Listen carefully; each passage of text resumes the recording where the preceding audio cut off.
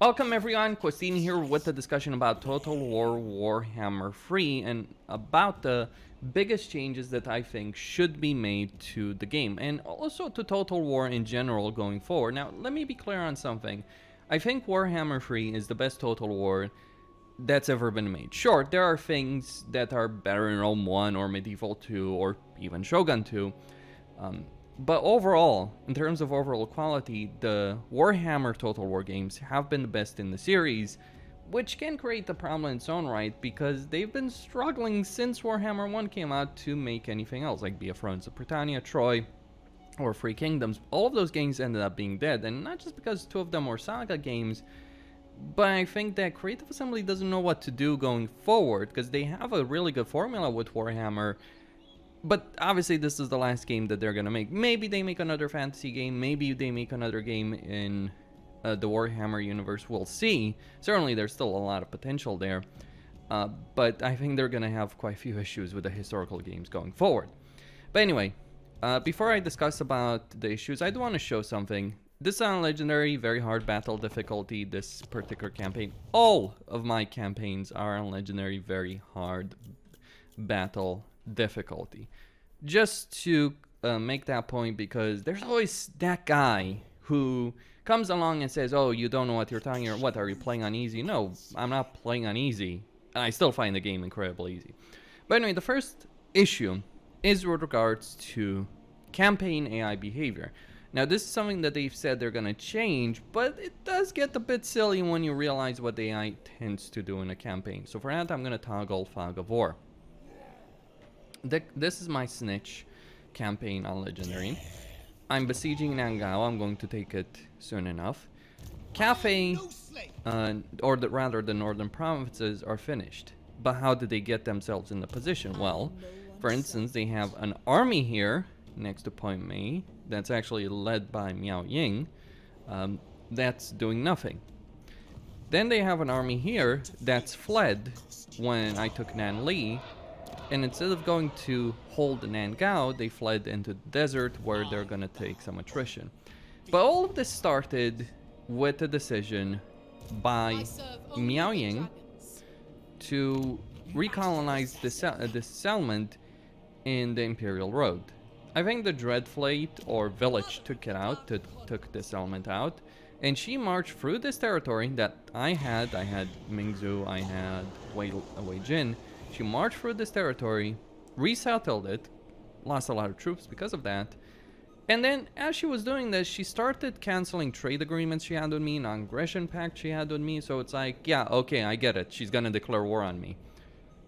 And so I started moving towards her army over here, and her settlement, I thought that would take it out, but what did Miao Ying do? Did she hold her ground, potentially fight me on a favorable situation? No, she ran away. So she went through my territory to resettle settlement. Then when she saw me coming, she ran away. And then she got wiped out in an ambush battle. Because I'm Snitch, I have a very high ambush chance. And now her armies are all over the place. And it's not just her army, that's just an example. You have this army over here from the Imperial Wardens. I've hastily recruited a slave army with some regiments of renown here just to push them out because they were besieging Wei Jin. They've retreated, but not completely. I don't necessarily have the combat power to take them out, but as long as they don't take Wei Jin, and I don't think they can take Wei Jin, I'll be fine. But it's just like the AI will either, like the AI instead of actually attacking a settlement, it's just gonna be running around like a headless chicken, which I can use to my advantage. The actual concern might be Miao Ying and what she ends up doing, because she could strike Mingzhu. And even if she does that though, it's not gonna end very well for her. I feel the AI decision making tends to be aimless. And this can also be reflected in what happened here. So I'm at war with the Jade Custodians. They declared war on me even though they didn't have the ability to take me out. And they have their own, they already had some of their own issues before that. But here's where it gets baffling. So they start marching an army near Xingpo. now I assemble this army over here to deal with them. And I march it about here, so to speak, right? Now, the AI is finding itself in this little region. What does it do? Does it try and withdraw? Does it attack my army on the field? No. They attack Xingpo, take casualties, and I'm playing with a mod that disables the defensive towers.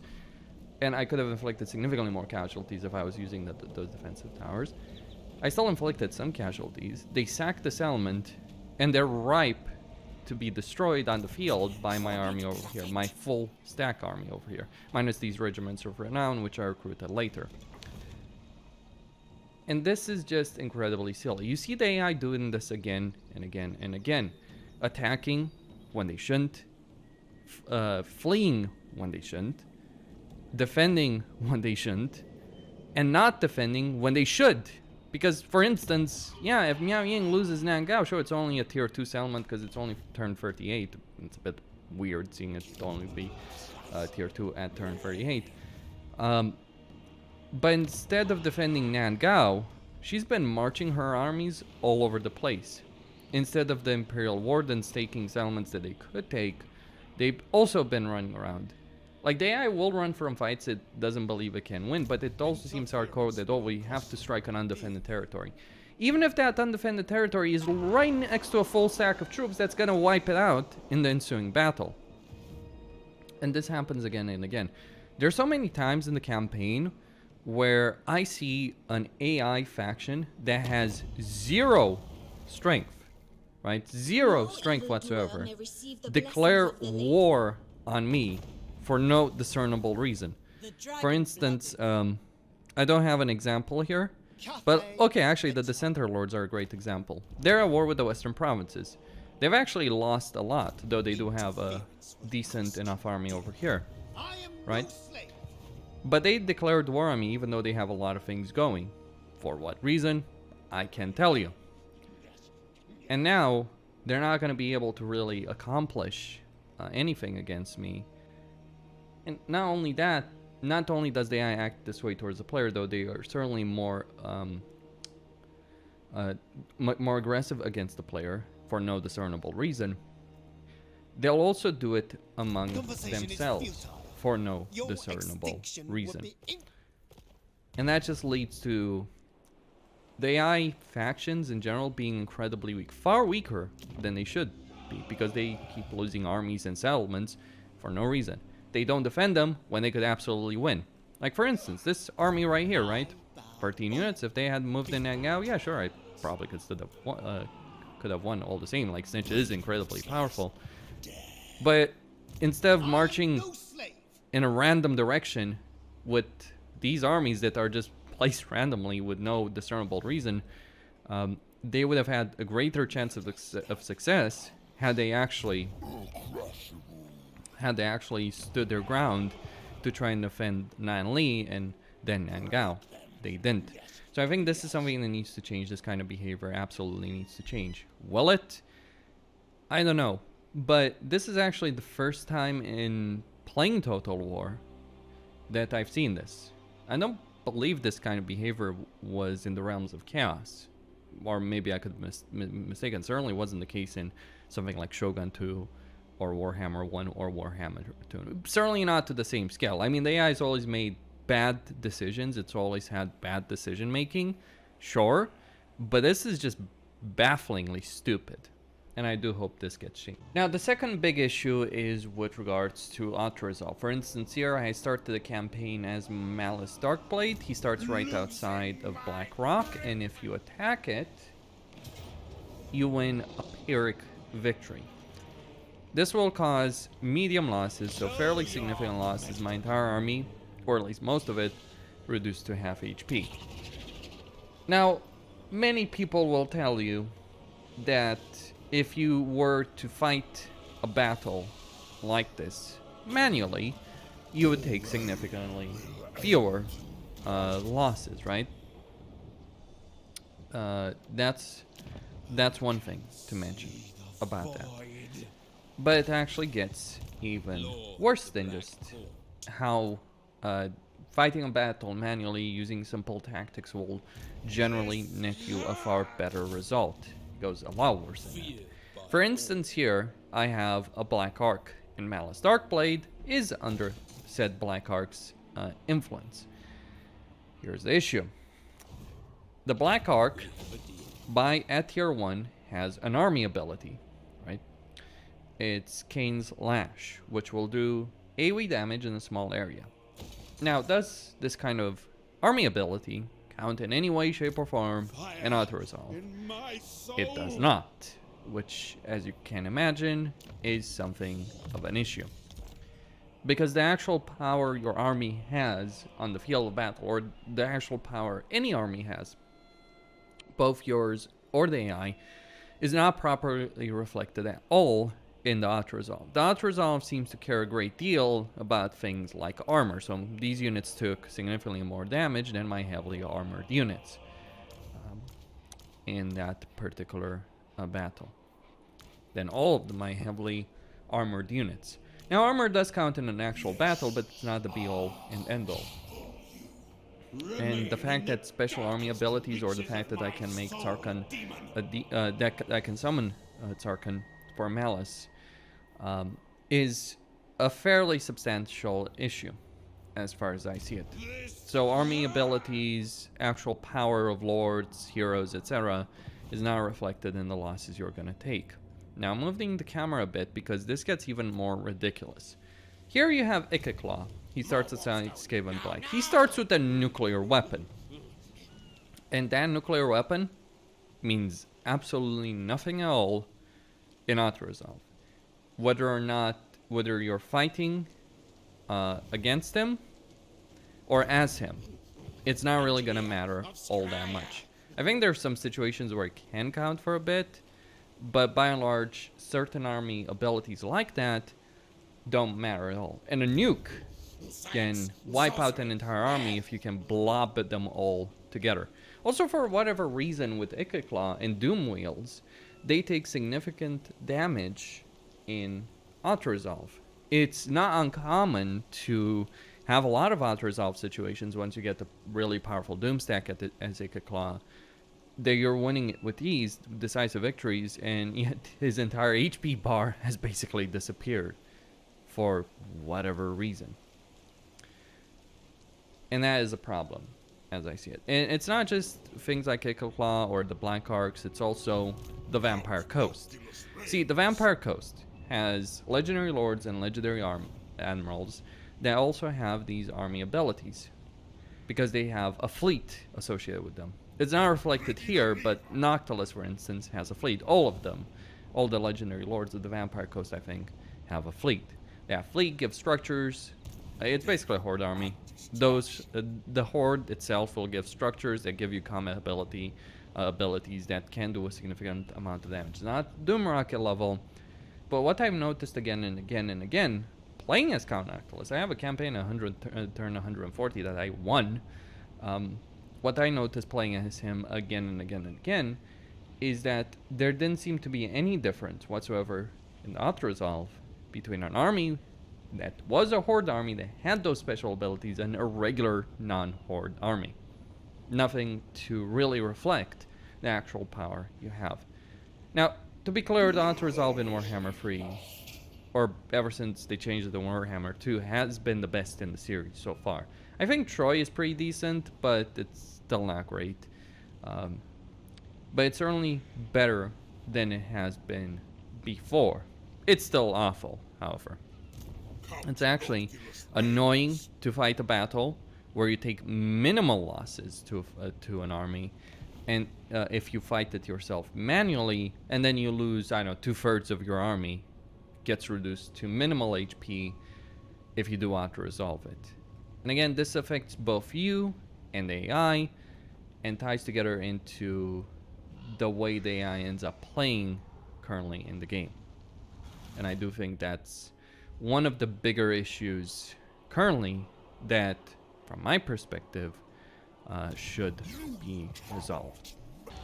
Now, finally, the last issue I want to talk about is the issue of casualty replenishment. I'm here back in my Snitch campaign, And what if I told you this army that you're seeing here, that's full strength, has been fighting a lot of battles, even battles that did damage it. Not necessarily very severely, I haven't faced a battle like that, but did damage it quite substantially. And yet here it is, without really stopping, fully recovered. That's because of casualty replenishment, and Skaven don't even have the best casualty replenishment. Like, I just have an assassin hero, he gives 9%, and that's pretty much it. Granted, I do get casualty replenishment from certain settlement buildings, and I do gain it when I occupy a settlement flat out. I do gain 10% casualty replenishment.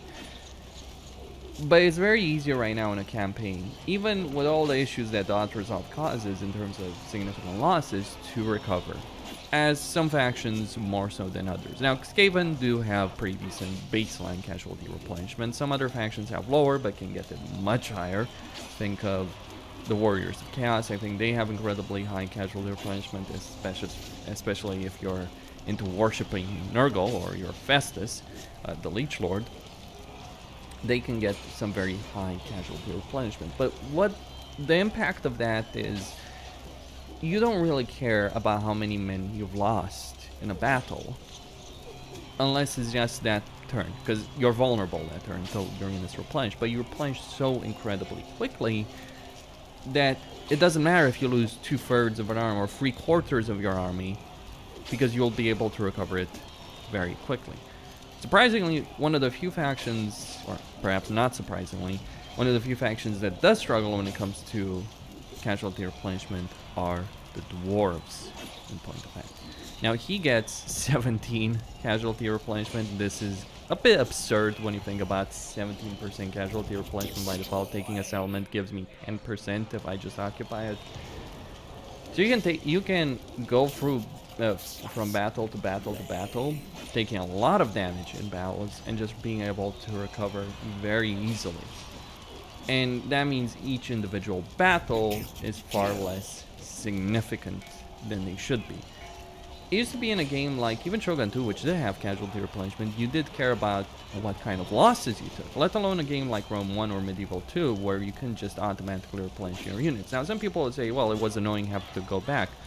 Well, kinda it was having to go back and replenish your units, but actually not really. Sure, you would not necessarily fight with a full strength army, but that was fine. It's only with Rome 2 and the limitations on armies that we've ended up fighting with these big blobs of 20 units constantly. Before that, it wasn't necessarily the case. Sure, we were moving in that direction, but there were plenty of smaller scale armies and battles that were being fought. Small scale battles that were being fought in previous Total War games, and that was fine, instead of just the constant non-stop action of the 20 unit versus 20 unit on 20 unit action, or 20 units versus a settlement. It made campaigns more interesting. But ever since we've been pushed into really having fewer armies, which really took off with Warhammer 1, though it was already a case in Rome 2, especially because of supply lines, ever since that has happened, it's become the norm to really only bother with full scale armies. Because, yeah, even with the diminished casualty replenishment, though, even with the diminished supply lines. But supply lines do still matter. So maintaining more armies with fewer units is not as economical. Certainly wasn't in Warhammer 2, still isn't in Warhammer 3. It's not as economical as maintaining fewer armies. For instance, this is turn 38. I only have 2 full armies and another smaller one that has 15 units, and I'm gonna get to 20 units there. But I'm barely being able to afford that. And yet it would be worse if I was maintaining 3, 4, 5 smaller armies if I was playing the campaign.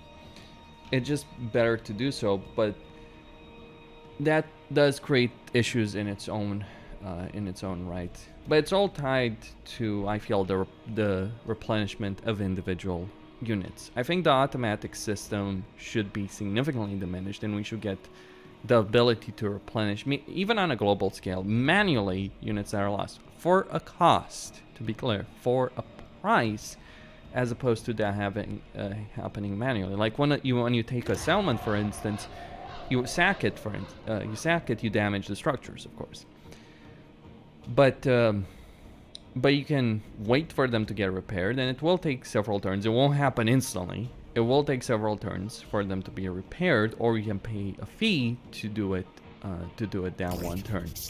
And I think that would be a better system than what we currently have right now. That's just an idea, but I do think that currently a lot of battles end up being meaningless because the consequences of those battles don't really matter because you can recover the losses. Unless a unit is completely killed, you won't really feel the consequences of a battle. Same goes for the AI. The AI can go from battle to battle to battle, taking significant casualties, but as long as they don't lose any individual units, they can recover from that very quickly, especially on a higher difficulty like this is.